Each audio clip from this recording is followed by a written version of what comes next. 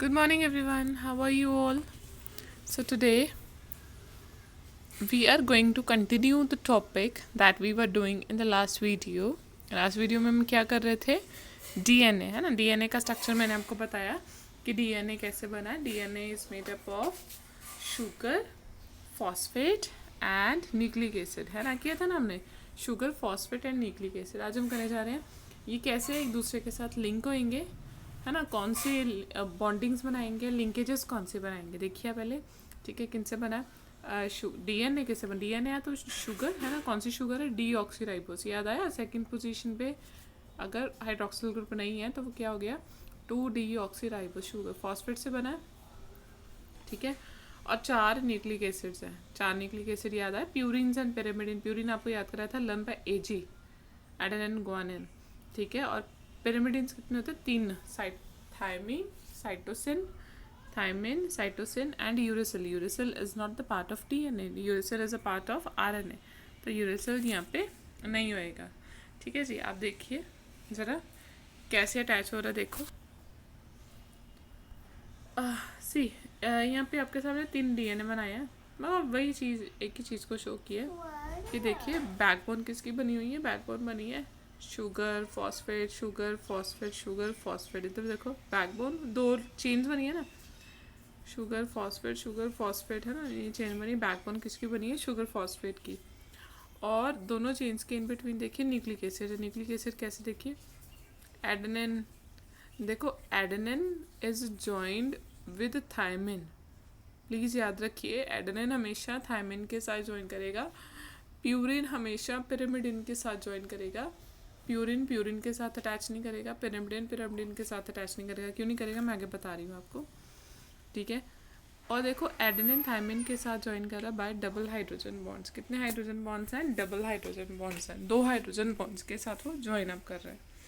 ठीक है, अब देखो ये हो गया. साइटोसिन किसके साथ बाइंड करेगा? ग्वानिन के साथ. कितने हाइड्रोजन बॉन्ड्स है? 3 बाय देखो 3 लाइंस बनी है बाय 3 हाइड्रोजन बॉन्ड्स. प्लीज़ याद रखिए डीएनए के स्ट्रक्चर में या एटी बॉन्डिंग होगी या सीजी बॉन्डिंग होगी. एटी बॉन्डिंग में कितने बॉन्ड्स होते हैं ये लिख लीजिए. साथ में नोटबुक होती है, होनी चाहिए हमेशा, ऐसे नहीं काम चलेगा.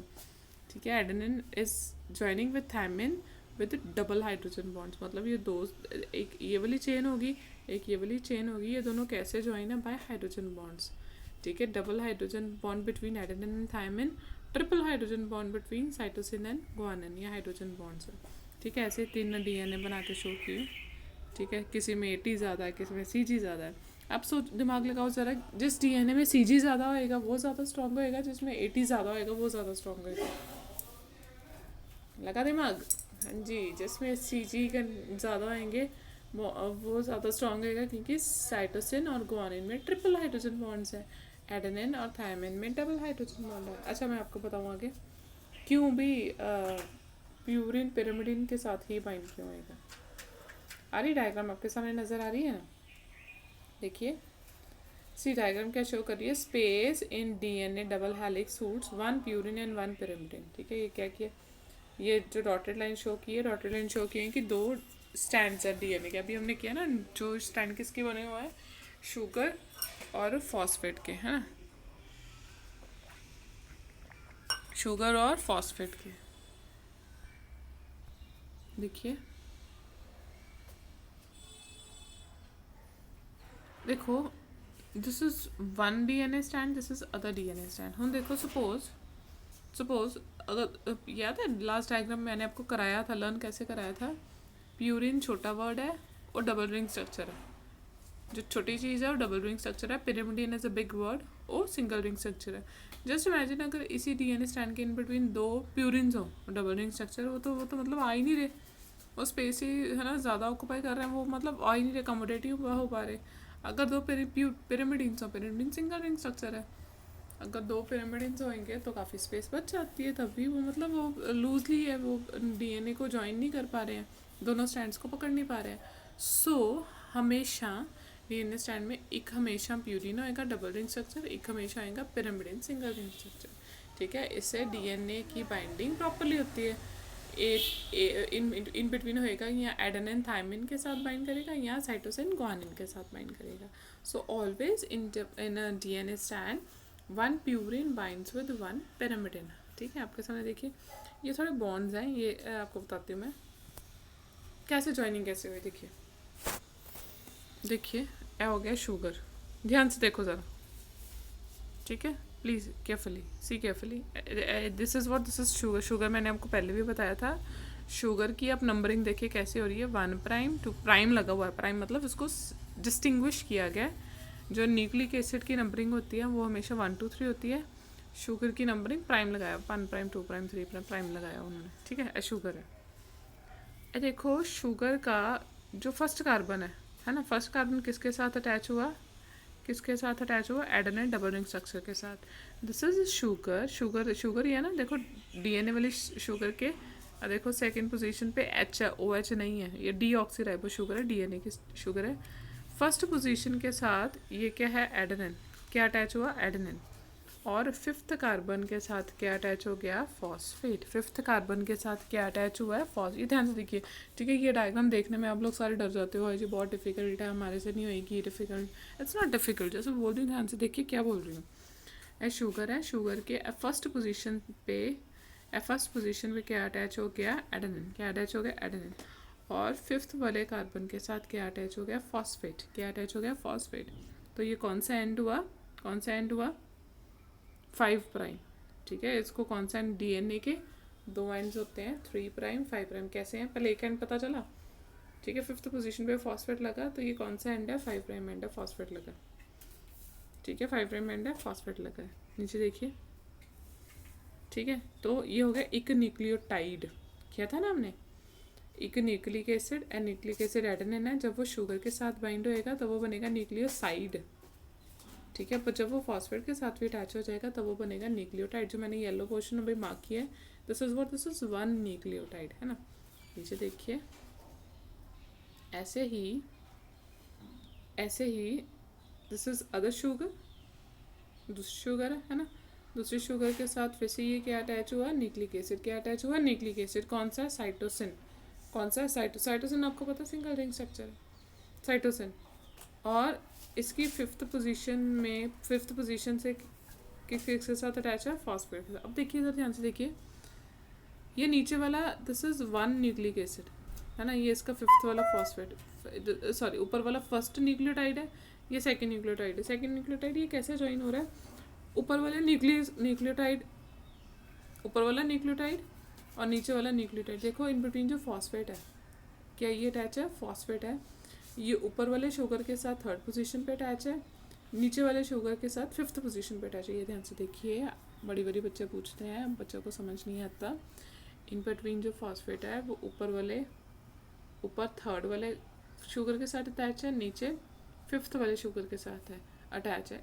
इस लिंकेज को बोलते हैं 3 prime 5 prime phosphodiester bond. Diester क्यों, क्योंकि ऊपर भी बॉन्ड बनाया, नीचे भी एस्टर बॉन्ड बनाया, तो डाई एस्टर बॉन्ड है. प्लीज़ याद रखिए, एक न्यूक्लियोटाइड दूसरे न्यूक्लियोटाइड के साथ अटैच किससे होएगा, by 3 prime 5 prime phosphodiester bond. Diester क्यों, क्योंकि फॉस्फेट ने ऊपर भी एस्टर बॉन्ड बनाया, नीचे वाले शुगर के साथ भी एस्टर बॉन्ड बनाया. सो अगर आपको कोई पूछे कि एक डीएनए स्टैंड है, दोनों स्टैंड आपस में किस बॉन्ड से ज्वाइन, आप बोलोगे हाइड्रोजन बॉन्ड. नजर आ रही है हाइड्रोजन बॉन्ड. साइटोसिन ग्वानिन किसके साथ अटैच है, hydrogen bond. 1 2 3 hydrogen bond. Adenine thymine किस बॉन्ड के साथ अटैच है, हाइड्रोजन बॉन्ड. कितने, डबल हाइड्रोजन बॉन्ड. पर एक को ही स्टैंड में एक और दूसरा न्यूक्लियोटाइड किस बॉन्ड के साथ अटैच है, क्या आंसर दोगे आप, 3 prime 5 prime phosphodiester bond. ठीक है, इसी तरह दूसरा स्टैंड भी बना हुआ है. ठीक है, शुगर उसी तरह, फॉस्फेट है ना उसी तरह सेम 5 3 सेम है, आप देख सकते हो. एक मैंने आपको समझा दिया, दूसरा आपको देखिए. ठीक है जी, I hope it's clear to you now. थोड़ी शॉर्ट करके मैं बता रही हूँ. ठीक है. सो डीएनए के 2 एंड्स, एक 3 प्राइम होएगा. 3 प्राइम पे देखो क्या होएगा, हाइड्रोक्सिल एंड. और फिफ्थ वाले पार्ट पे क्या होएगा, क्या होएगा, फॉस्फेट। तो डीएनए के जो एंड्स होते हैं, एक 3 प्राइम होएगा, एक 5 प्राइम होएगा। 3 प्राइम का मतलब वहाँ पे हाइड्रोक्सिल ग्रुप है सामने आपके, दिस इज हाइड्रोक्सिल ग्रुप। और 5 प्राइम का मतलब वहाँ पे फॉस्फेट ग्रुप है, वहाँ पे क्या ग्रुप है, फॉस्फेट ग्रुप है। वहाँ पे कौन सा ग्रुप है, फॉस्फेट ग्रुप है। ठीक है, इसको एक बार पता करो। देखो सी, आपको पता है ये डायग्राम मोस्टली पेपर में नहीं आती है, पूछी नहीं जाती। लिंकेजेस पूछे जाते हैं, कौन सा लिंकेज है, हाइड्रोजन बॉन्ड कैसे हुआ, फॉस्फेट फॉस्फोडाइएस्टर बॉन्ड क्या करता है, कैसे। इस डायग्राम के बिना आपको समझ नहीं आएगा। एक बारी अपने हाथ से ये डायग्राम खुद बना लीजिए, आपको पता चल जाएगा। हाइड्रोजन बॉन्ड 2 स्टैंड्स को ज्वाइन कर रहा है और फॉस्फोडाइएस्टर बॉन्ड एक ही स्टैंड में न्यूक्लियोटाइड्स को लिंक अप करेगा। ठीक है, देखो इंट्रा लिंकेज अगर कोई डीएनए में पूछे, इंट्रा INTRA, इंट्रा मतलब एक ही स्टैंड के अंदर, एक ही स्टैंड के अंदर कौन सा बॉन्ड है, फॉस्फोडाइएस्टर बॉन्ड। अगर कोई इंटर पूछे, इंटर मतलब 2 स्टैंड्स के इन बिटवीन, तो कौन सा बॉन्ड होता है, हाइड्रोजन बॉन्ड। कौन सा बॉन्ड होएगा, हाइड्रोजन बॉन्ड। ठीक है, एक बार अपने हाथ से बना के ज़रूर देखना। पेपर में मैंने देखा नहीं कभी वैसे आया हो, पर इसकी थ्योरी बहुत आती है। थ्योरी इस डायग्राम के बिना, समझने के बिना आपको समझ आ ही नहीं सकती, इट्स इम्पॉसिबल। ठीक है, इससे प्रॉब्लम हो तो आप मुझे बोल देना, विल सी टू इट। ठीक है जी, आगे बड़ा इंपॉर्टेंट साइंटिस्ट है, वेरी इंपॉर्टेंट साइंटिस्ट, चारगफ है ना। चारगफ ने बड़े इंपॉर्टेंट रूल्स दिए हैं डीएनए को लेके। ठीक है, वो हम पढ़ते हैं। Erwin Chargaff formulated the important generalisation about DNA structure. बड़ी इंपॉर्टेंट जर्नलाइजेशन सी थी, आज हम करने जा रहे हैं, उसको बोलते हैं चारगफ रूल इन इज ऑनर। ठीक है, उसके नेम पे ही वो रूल्स का नाम ही डाल दिया, चारगफ रूल। क्या डाल दिया, चारगफ रूल। कौन से रूल्स देखें हम, देखिए क्या रूल्स हैं। Purines and pyrimidines are always equal in amount. DNA में जितने प्यूरिन होंगे, प्यूरिन कितने हैं, AG, जितने प्यूरिन होंगे, अगर 70% प्यूरिन है तो 70% ही पिरामिडिन होएगा। अब हमने किया ही ना अभी कि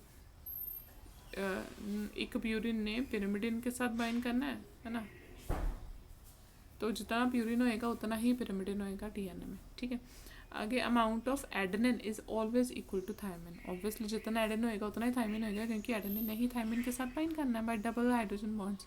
और जितना ग्वानिन होएगा उतना ही साइटोसिन होएगा, इट्स नॉट ऑब्वियस। ठीक है जी, इम्पॉर्टेंट है चारगफ रूल, बड़े इंपॉर्टेंट है, वेरी वेरी इंपॉर्टेंट, पूछे जाते हैं। देखो, however the amount of AT is not necessary equal to amount of G+C। याद रखिए, ज़रूरी नहीं है कि जितना AT हो, जितनी AT लिंकेज है उतनी ही CG लिंकेज हो, वो वेरी कर सकती है। किसी स्पीसी में के डीएनए में AT लिंकेज ज़्यादा है, किसी स्पीसी के डीएनए में CG लिंकेज ज़्यादा है। It can very, right, it can very. आगे देखिए, the base ratio A+T/C+G may vary from one species to another but is constant for a given species।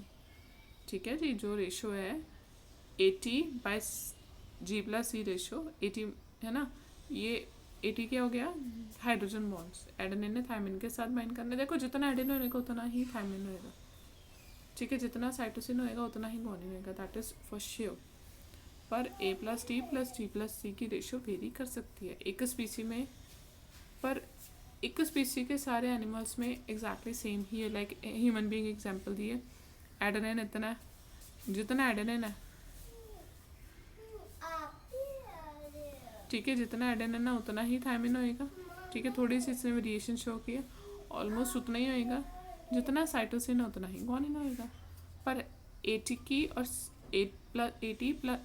A+T और G+C की ratio species to species vary करेगी, पर एक स्पीसी के सारे organisms में एग्जैक्टली सेम होएगी। यानी कि एक स्पीसी के एक एनिमल में इतनी है, दूसरे में इतनी, नो, वो सेम होएगी। जितने AT उतने ही, जितने A+T की रेशियो C+G की रेशियो सेम रहेगी।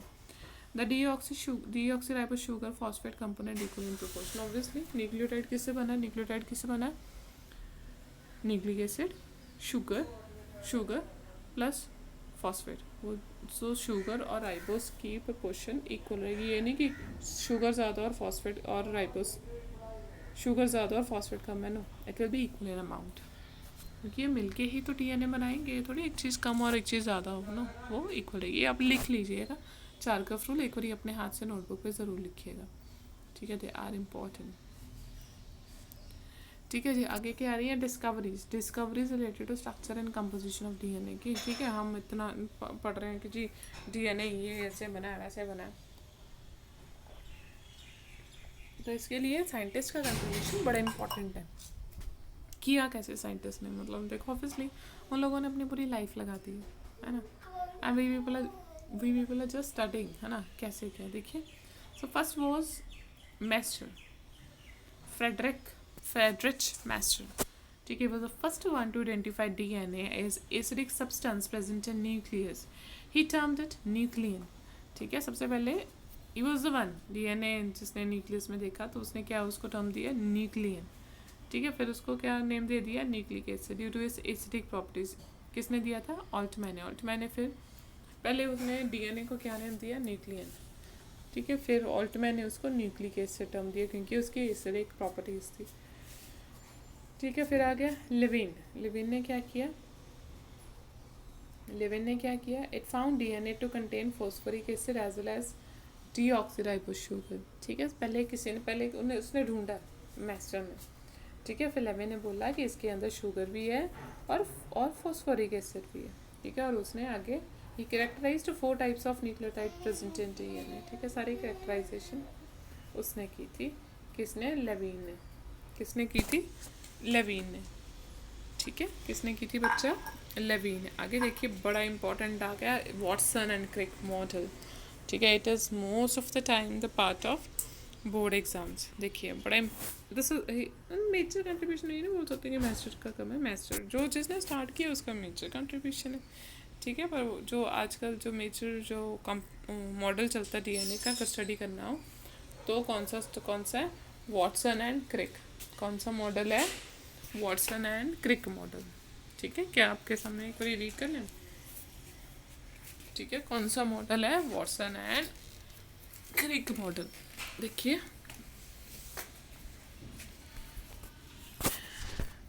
James Watson and Francis Crick, इसको usually Watson and Crick model ही बोलते हैं, propose the double helix model for DNA structure and the basis of X-ray diffraction data produced by Maurice Wilkins and Rosalind Franklin. ये बड़े important है बंदा, ये आपको ऑब्जेक्टिव में बड़ी बड़ी पूछा जाएगा कि who was the first one to see X-ray diffraction of DNA. X-ray diffraction सबसे पहले किसने, एक्स-रे डिफ्रैक्शन से किसने पहले डीएनए देखा था, Morris Wilkins and Rosalind Franklin ने। याद रखिए नाम बड़े इंपॉर्टेंट है, विल्किंस और फ्रैंकलिन ने सबसे पहले एक्स-रे डिफ्रैक्शन से डीएनए देखा।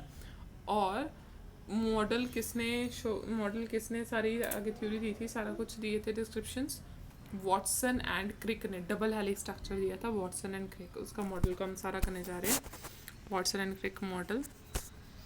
देखो जिस बंदे ने इतना काम किया उसकी एक फ़ोटो तो बनती है ना, सारा कुछ आपके लिए करके दिया और उसकी एक फ़ोटो भी ना ऐड हो, ये तो नहीं हो सकता, इट्स नॉट कर, ठीक है। क्या आ रहा है,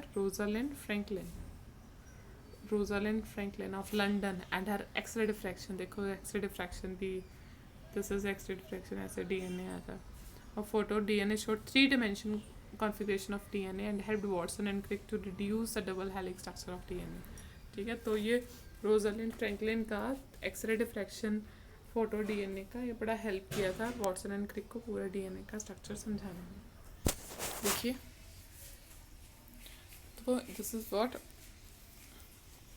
तो आगे आ गया वॉटसन एंड क्रिक मॉडल। ये बड़ा इंपॉर्टेंट है, वेरी वेरी इंपॉर्टेंट। ये मोस्ट ऑफ द टाइम आपको 3 मार्क में पेपर में मिलेगा। देखिए सो डीएनए कैसे प्रेजेंट है, ऐसे डबल हेलिक्स स्ट्रक्चर है। डीएनए कैसे प्रेजेंट है, DNA is present in the double helical form. किसमें प्रेजेंट है, डबल हेलिकल फॉर्म में प्रेजेंट है। एक थोड़ा सा छोटा कर रही हूँ मैं क्योंकि आप पूरा देखोगे तो फिर ही आपको पता चलेगा, वैसे नहीं पता चलना, ठीक है। ये है क्या, ठीक है। अब देखिए ज़रा, ठीक है, इसको देखा ऐसे लगा ना मुझे दो जो रिबन्स हैं वो आपस में से कॉयल किए हुए हैं, ऐसे ही है DNA. This is one strand, this is other strand. ठीक है, दो स्ट्रैंड है। ठीक है, ऐसे रिंग से बना हुआ। देखिए एक पूरे टर्न को, इस पूरे टर्न को क्या बोलते हैं? पिच। तो ठीक है, एक पूरा टर्न ऐसे टर्न करते हैं ना, जैसे दो रिबन ऐसे करके टर्न की, एक पूरे टर्न को इसको बोलते हैं वन पिच। कितना डिस्टेंस है? 3.4 नैनोमीटर। ये बड़ा इंपॉर्टेंट है। या नैनोमीटर याद रखो या आर्मस्ट्रॉन्ग याद रखो। अगर दोनों चीज़ें याद रखोगे ना, दोनों ही भूल जानी। एक चीज़ याद रखो। ठीक है, तो मैं क्या वर्ड यूज़ कर रही हूँ? I am using word nanometre. ठीक है, नैनोमीटर है क्या? 10⁻⁹ मीटर। पता ना आर्मस्ट्रॉन्ग कितना? 10⁻⁻10। दोनों लिखे हुए हैं, और दोनों याद रखोगे तो आप कंफ्यूज हो जाओगे। एक चीज़ याद रखो, मैं नैनोमीटर याद रखती हूँ तो मैं नैनोमीटर ही बोल रही हूँ। इट्स ठीक है। एक पूरे टर्न का डिस्टेंस क्या है? 3.4 नैनोमीटर। देखो जो रिबन बना है ना बार बेस, उसमें है क्या? Backbone, sugar phosphate, sugar phosphate, sugar phosphate. आ गया ना सर? तो इन बिटवीन जो लाइंस बनी है, इन बिटवीन लाइंस में क्या है? Adenine, thymine, cytosine, guanine, hydrogen bonds. Adenine, adenine किसके साथ अटैच है? एडेनिन किसके साथ अटैच है? थायमिन के साथ, डबल हाइड्रोजन बॉन्ड। साइटोसिन किसके साथ अटैच है? Triple hydrogen bonds. देखिए देखो पूरी टर्न का डिस्टेंस कितना हो गया? 3.4 नैनोमीटर। ठीक है, दो न्यूक्लियोटाइड्स के इन बिटवीन क्या डिस्टेंस हो गया? 0.34 नैनोमीटर। प्लीज़ याद रखो, एक टर्न में ऑलमोस्ट 10 न्यूक्लियोटाइड होने, 10 बेस पेयर्स होने। बेस पेयर्स क्यों बोलते हैं? बस पता चला बेस पेयर्स क्यों? क्योंकि बेस पेयरिंग है ना, एडेनिन थायमिन के साथ अटैच है, गुआनिन साइटोसिन के साथ अटैच है। ठीक है, बेस पेयर्स बोलते हैं इसे। तो एक टर्न में कितने? ऑलमोस्ट 10 हैं। तो 3.4 नैनोमीटर डिवाइडेड बाई 10 कितना हो गया? 0.34 नैनोमीटर। दो न्यूक्लियोटाइड्स में दो बेस पेयर्स के इन बिटवीन क्या डिस्टेंस है? 0.34 nanometre. Is it clear everyone? ठीक है जी। तो और एक पूरे टर्न का भी क्या लगा हुआ? पूरे टर्न की विड्थ कितनी है? 2 नैनोमीटर। मैंने नैनोमीटर याद रखा हो, मैं आर्मस्ट्रॉन्ग नहीं बोल रही हूँ, क्योंकि दोनों याद करके बंदा कंफ्यूज होता है। एक चीज़ जो इजी लगती कर लो। पूरे टर्न का डिस्टेंस है, पूरे टर्न का डिस्टेंस है 3.4 नैनोमीटर। पूरे टर्न में 10 न्यूक्लियोटाइड पेयर होते हैं, बेस पेयर्स होते हैं। तो दो बेस पेयर्स के इन बिटवीन कितना डिस्टेंस होगा? 0.34 नैनोमीटर। विड्थ कितनी है? 2 नैनोमीटर। विड्थ कितनी है? 2 नैनोमीटर। तो हम एक बारी इसकी थ्योरी भी कर लें, बड़ी इंपॉर्टेंट थ्योरी है। यही है जो आज भी अपनी वो बायोलैब्स देखी होंगी अपने बायोलैब्स में, जो भी आप स्ट्रक्चर देखते हो ना, वो हेलिक्स सा बना हुआ डीएनए का, वो वाटसन एंड क्रिक मॉडल ही है जो आज भी यूज़ हो रहा है। This is actually the valid model which is applicable even today. Watson and Crick बड़ा इंपॉर्टेंट है, आपको सारा पता होना चाहिए। ठीक है, Watson and Crick worked out the first correct double helix of DNA which explain most of its properties. Salient features क्या देखिए? DNA is made up of 2 polynucleotide chain, है ना, 2 न्यूक्लियोटाइड चेन्स हैं। बैकबोन किसकी बनी हुई है? शुगर फॉस्फेट की। ठीक है, and the nitrogenous basis projects inward. Nitrogenous basis कहाँ पे प्रेजेंट है? इन बिटवीन साइड पे क्या प्रेजेंट है? Sugar phosphate. ठीक है, बैकबोन किसकी है? शुगर फॉस्फेट की। The two chains have anti parallel polarity. किया ना, एक चेन 3' to 5' है, याद रखिए। 3' पे हाइड्रोक्सिल ग्रुप है, 5' पे फॉस्फेट ग्रुप है, याद रखिए। और दूसरी चेन किस पे है? Opposite, 5' to 3'। जिधर प्राइम लगा हुआ है, प्राइम मीन्स किसकी पोजीशन है? शुगर की पोजीशन के अकॉर्डिंग प्राइम्स लगते हैं। आगे देखिए, आगे आ रहा है, आगे देखिए। The bases in 2 strands are paired through hydrogen bonds. ठीक है, बेसिस जो नाइट्रोजन बेसिस है, दोनों स्ट्रैंड में किससे ज्वाइन हो रहे हैं? हाइड्रोजन बॉन्ड से। एडेनिन किसके साथ ज्वाइन होएगा? थायमिन के साथ bye double hydrogen bond. Guanine किसके साथ अटैच होएगा? साइटोसिन के साथ बाय ट्रिपल हाइड्रोजन बॉन्ड। ठीक है, एडेनिन ज्वाइन होना थायमिन के साथ, गुआनिन ने ज्वाइन होना साइटोसिन के साथ। एटी याद रखो, याद रखो, डबल हाइड्रोजन बॉन्ड है। साइटोसिन और गुआनिन किसके साथ अटैच होंगे? Bye triple hydrogen bond. ज़्यादा स्ट्रॉन्ग कौन हुआ? Cytosine, guanine. मतलब एक प्यूरिन एक पिरामिडिन के साथ ही अटैच होना है, एक पिरामिडिन एक प्यूरिन के साथ ही अटैच होना है। सो एक डीएनए में जितने प्यूरिन्स होंगे उतने ही पिरामिडिन्स होंगे। ठीक है जी, सेम होंगे।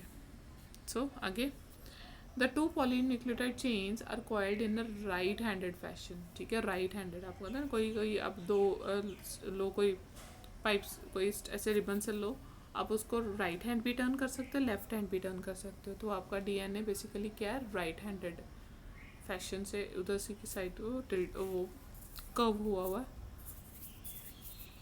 ठीक है, कॉइल्ड हुआ है। पिच का कितना डिस्टेंस है, पिच आपको पता चल गया। Pitch is what, pitch is the distance of 1 turn. आपको कराया ना अभी, कितना डिस्टेंस है, 3.4 नैनोमीटर। नैनोमीटर मीन्स 10⁹ मीटर, ठीक है। Number of base pair each turn में कितने हैं, 10। तो distance between a base pair कितना हो गया, 0.34 नैनोमीटर। दो बेस पेयर के इन बिटवीन कितना डिस्टेंस हो गया, 0.34 नैनोमीटर। तो percentage calculation of basis is done by, ये मैं बताती हूँ आपको, ये मैं आपको पूरा ना ये न्यूमेरिकल कराती हूँ। देखो ये बात सुनो,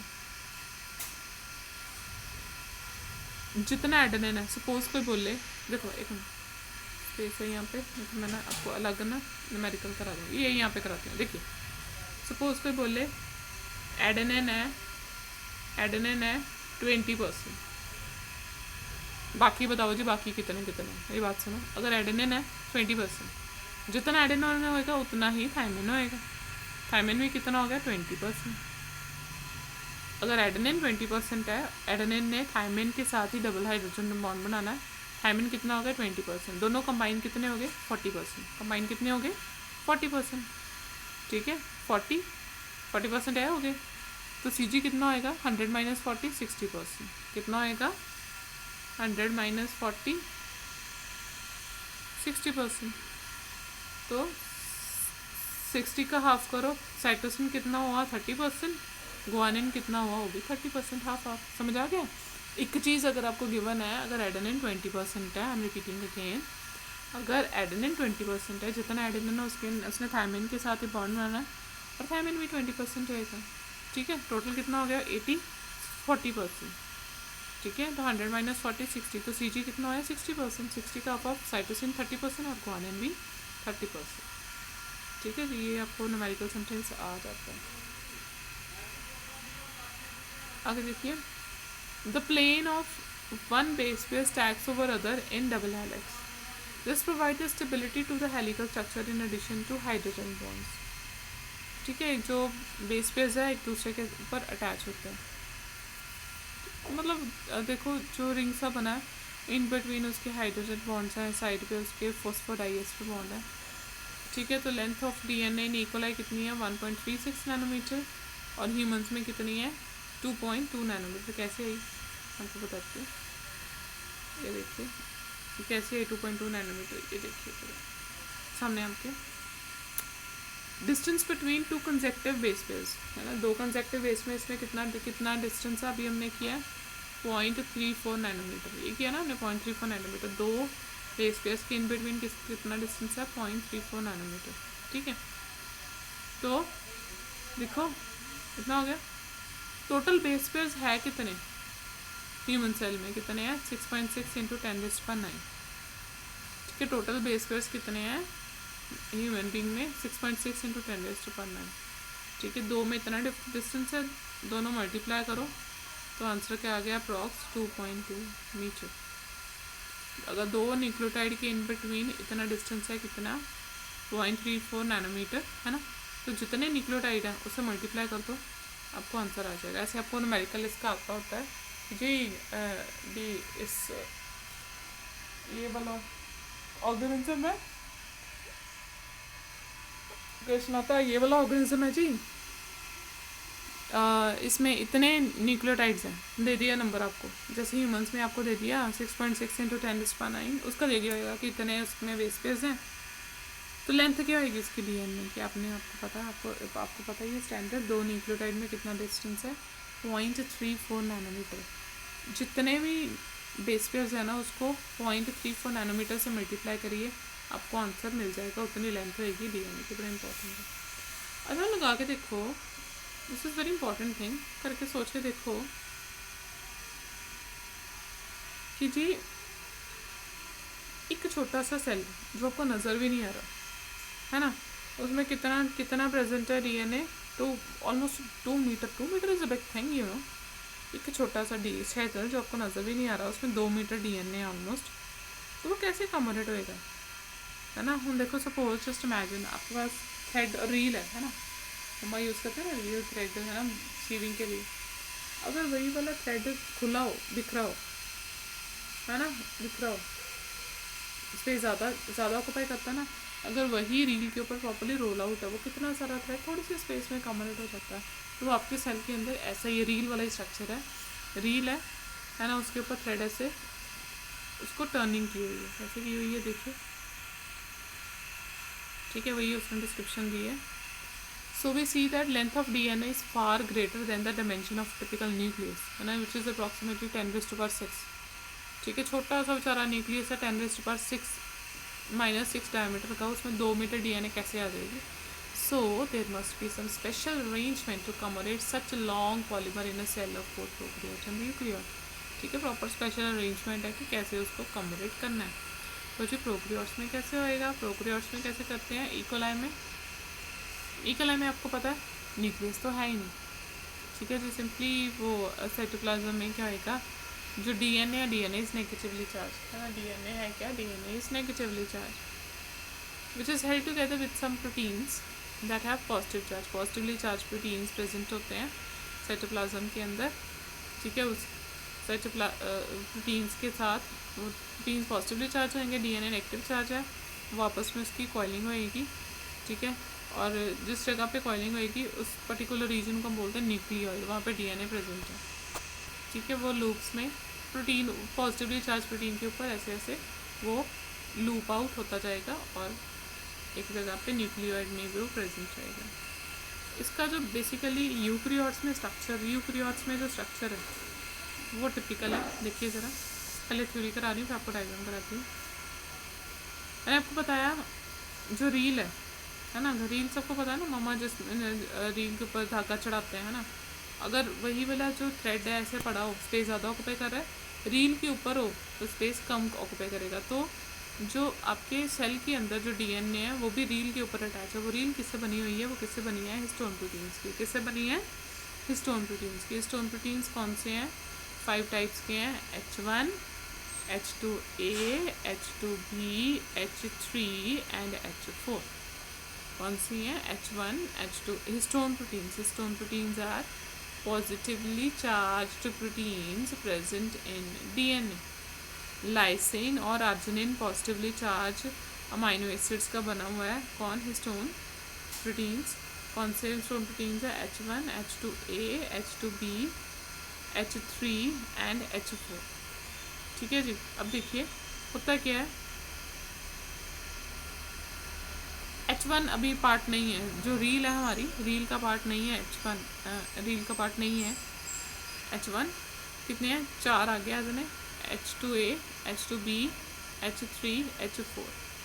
4 कैसे हो गए, H2A, H2B, H3 and H4, 4 हो गए। 4 प्रोटीन्स आगे और इसके पीछे 4 डबल हो गए, 4 आगे और उसी के पीछे 4 पीछे, कितने हो गए, 8 हो गए। कितने हो गए, 8 हो गए। 8 ने क्या बना दिया, रिंग सा रील बना दी। रील क्या, ऑक्टामर बन गया। रील क्या, ऑक्टामर। रील है क्या, ऑक्टामर। उस ऑक्टामर के साथ H1 प्रोटीन आके अटैच होएगा और उसको हम बोलते हैं न्यूक्लियोसोम। क्या बोलते हैं उसको, nucleosome. I show you the diagram. पहला डायग्राम देखो, एक ये वाली डायग्राम देखिए,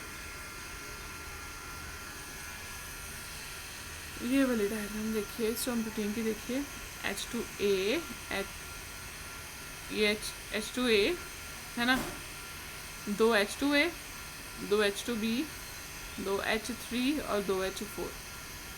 4 आगे 4 पीछे। 4 आगे कौन से होंगे, H2A, H2B, H3, H4 आगे, उसके पीछे 4। ठीक है, उसके पीछे 4, कितने हो गए, 8 है ना, 8 हो गए। This is actually the reel जो मैं आपको बोल रही हूँ, मम्मा जिस रील के ऊपर धागा लपेटते हैं वो रील हमारे सेल के अंदर किसकी बनी है, स्टोन प्रोटीन्स की। इसके ऊपर ये थ्रेड आ गया, थ्रेड है क्या, DNA इसके ऊपर ऐसे ऐसे रोल आउट हो जाएगा। This is what DNA roll out हो रहा है। और लास्ट पे आएगा रोल आउट होने के बाद वहाँ पे ऊपर आके अटैच होता है H1। H1 प्लीज़ रिमेंबर लिख लीजिए, H1 is not the part of,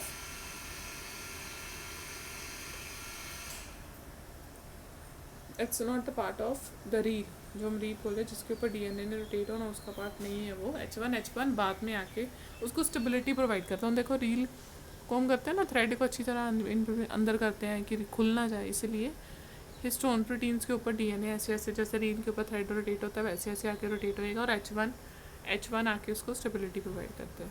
ठीक है, उसकी डिमेंशन दी हुई हैं, विड्थ उसकी 5.5 नैनोमीटर है ना, लेंथ कितनी आ रही है 11 नैनोमीटर। ठीक है जी, अब क्या हो रहा है देखो।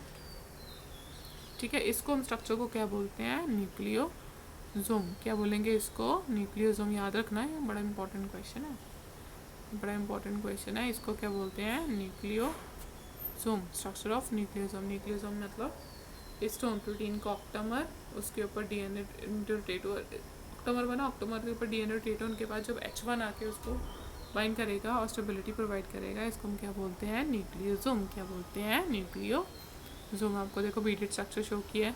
डीएनए को अगर देखा जाए तो ऐसे शो होता है, बीड्स, न्यूक्लियोसोम। देखो दो न्यूक्लियोसोम के इन पिंक कलर का नजर आया, वो डीएनए पिंक कलर का शो हुआ, वो डीएनए। डीएनए है क्या, डीएनए लिंकर।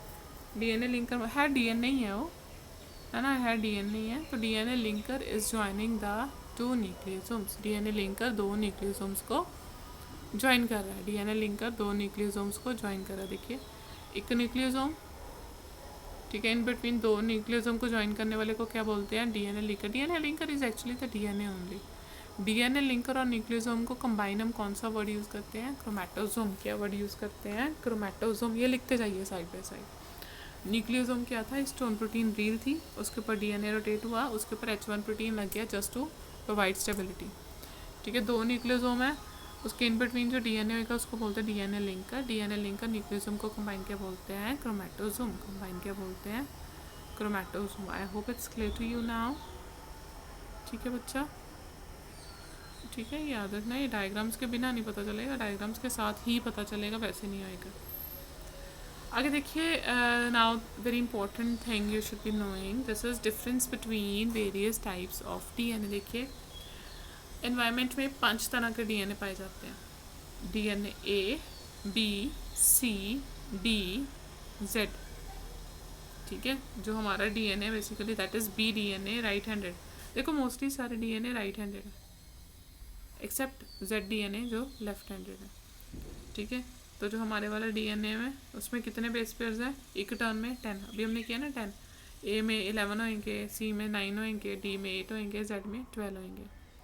ठीक है, तो sugar phosphate backbone, sugar phosphate backbone किया था हमने, शुगर फॉस्फेट बैकबोन ऑलमोस्ट सब में स्मूथ है एक्सेप्ट जेड डीएनए में जिसमें जिगजैग है। ठीक है, लेंथ